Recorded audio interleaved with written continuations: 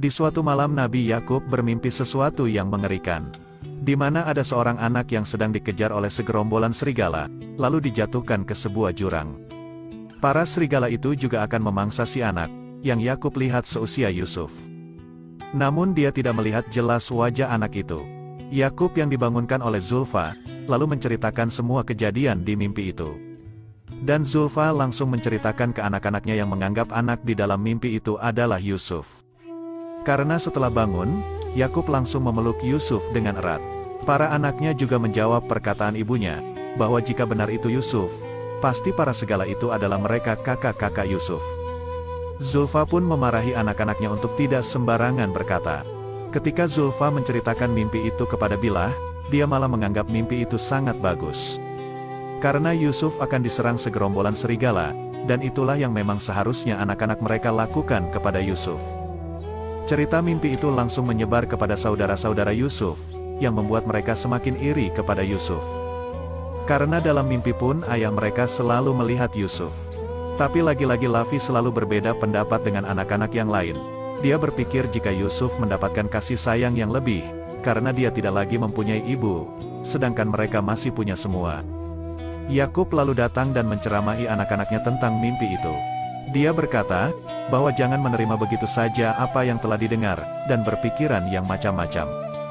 Di sini Yakub juga menjelaskan mimpinya yang bukan ditunjukkan untuk Yusuf, karena dia tidak jelas melihat wajah anak itu.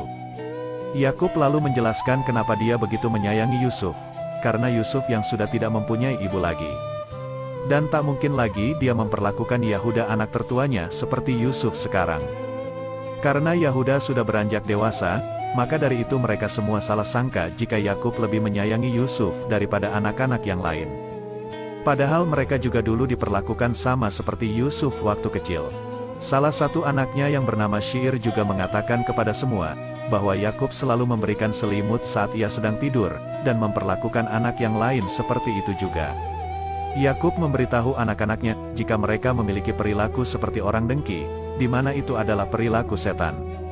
Saat sedang istirahat menggembala kambing, para anak-anak didatangi oleh orang asing, yang mengatakan bahwa dia mengetahui semua masalah yang mereka alami saat ini. Dan ia juga datang demi mereka. Dia juga menghasut mereka dengan mengatakan, di dalam mimpinya dia melihat mereka yang sedang memandu anak kecil, seakan-akan mereka adalah budak baginya, dan anak itu adalah tuan bagi mereka. Lalu saat orang itu pergi, mereka menyadari bahwa muka orang itu sangat buruk dan baunya sangat busuk. Dan tak berselang lama orang yang tadi sudah pergi tiba-tiba menghilang tanpa jejak entah kemana. Yahuda juga berkata bahwa mimpi orang itu sangat mirip dengan mimpi Yusuf. Saat itu sifat anak-anak Nabi Yakub ini memang sudah dikuasai oleh setan. Mereka sengaja merusak ladang milik warga lain, dan saat warga itu protes, dia malah dihajar oleh anak-anak Nabi Yakub. Mereka juga mengatakan diri mereka sebagai pemilik tanah Kanaan, sehingga berhak melakukan apapun. Yakub pun langsung memarahi anak-anaknya itu, dan meminta maaf kepada salah satu warga yang menjadi korban. Lalu akan mengganti kerusakan kebunnya. Malam harinya Nabi Yakub yang sedang bermunajat kepada Allah, melihat Yusuf yang sedang bermimpi. Setelah dibangunkan, Yusuf menceritakan mimpinya kepada Nabi Yakub. Dia mengatakan bahwa ketika dia sedang di tengah padang gurun, turun sebuah cahaya dan singgasana yang lalu diduduki oleh Yusuf. Ketika dia diberikan pakaian yang bagus, lalu datang matahari, bulan, dan 11 bintang, sujud di hadapannya. Yakub lalu menjelaskan mimpi Yusuf, bahwa matahari yang sudah ada di hadapannya adalah Nabi Yakub sendiri, dan bulan adalah ibunya Yusuf, sedangkan 11 bintang adalah saudara-saudaranya Yusuf yang lain. Yusuf juga ketika sudah dewasa akan memperoleh kedudukan yang tinggi di hadapan manusia, dan para wali-wali Allah. Yakub berkata kepada Yusuf, sampai tiba waktu itu jangan sekalipun dia menceritakan mimpinya kepada siapapun. Apalagi saudara-saudaranya, karena mungkin saja mereka akan iri dan melakukan kejahatan kepada Yusuf. Dan jangan juga diceritakan kepada ibu tirinya, karena mereka akan menyebarkan kepada orang lain. Yusuf pun bertanya-tanya, apakah mungkin saudara-saudaranya akan jahat kepadanya? Padahal mereka adalah anak-anak dari Nabi Yakub. Yakub mengatakan, jangan pernah memandang rendah dengan kekuatan setan anakku. Ternyata percakapan mereka didengarkan oleh Bilah, yang memang sudah dikuasai oleh setan. Yakub juga mengatakan kepada Yusuf, jika Allah sudah memilihnya dan memberikan ilmu takwil mimpi yang akan melebihi Yakub nantinya. Keesokan harinya Bilha mulai menceritakan kepada semuanya, tentang apa yang telah ia dengar malam tadi. Ketika Yahuda menanyakan langsung kepada Yusuf tentang mimpi itu, Yusuf tak mau menceritakannya karena sudah berjanji pada Yakub untuk merahasiakan semuanya. Yahuda yang marah, lalu akan memukul Yusuf. Tapi dia ditahan oleh Lavi. Bilha yang melihat kejadian itu mulai merasa senang, karena kini Yahuda sudah mulai berani melawan Yusuf. Yusuf pun mulai bertanya-tanya, kenapa Yahuda tak menyukainya, padahal Yakub selalu mengatakan jika saudara harus saling menyayangi dan menghormati. Yusuf lalu mengatakan kepada Yakub, bahwa saudara-saudaranya mengetahui jika Yusuf telah bermimpi. Hal itu membuat Yakub pun tahu, kalau itu pasti ulah dari Bilha. Yakub langsung memarahi Bilha, karena perilaku buruknya yang sering mengadu domba anak-anaknya.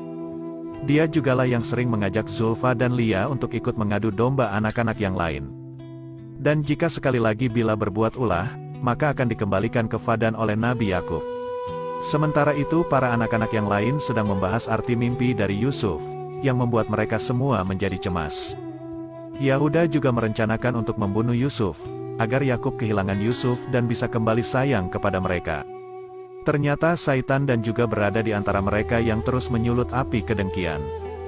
Rencana itu langsung dibantah oleh Lavi yang selalu berpikir jernih, dengan mengatakan bahwa membunuh saudara serta membangkang ayah, adalah sebuah dosa besar dan hukumannya adalah api neraka. Yahuda yang sudah dikuasai Saitan, dengan gampangnya mengatakan jika sudah membunuh Yusuf, mereka bisa bertobat lagi pada Allah, karena Allah Maha Pengampun. Lavi yang kalah suara dengan anak-anak yang lain, mempunyai rencana lain, untuk membuang Yusuf ke suatu tempat yang jauh, agar dia tidak bertemu lagi dengan Yakub. Dengan begitu, dia berpikir ia akan melupakan Yusuf dan kembali lagi menyayangi mereka. Dia juga mengatakan kalau saudara-saudaranya harus melupakan rencananya untuk membunuh Yusuf. Keesokan harinya mereka melakukan rencana itu, dengan mengajak Yusuf untuk pergi menggembala kambing. Tapi awalnya Yakub melarang mereka mengajak Yusuf karena masih terlalu kecil. Tapi Samun mengiming-imingi Yusuf untuk pergi menggembala kambing. Yusuf pun sangat tertarik untuk ikut menggembala kambing dengan mereka, karena Samun menceritakan tentang suasana di sana yang membuat Yusuf merasa penasaran. Yusuf lalu meminta izin sendiri kepada Yakub, agar diizinkan ikut saudara-saudaranya menggembala kambing. Karena Yusuf sendiri yang meminta, akhirnya Yakub pun mengizinkannya untuk pergi menggembala kambing bersama kakak-kakaknya.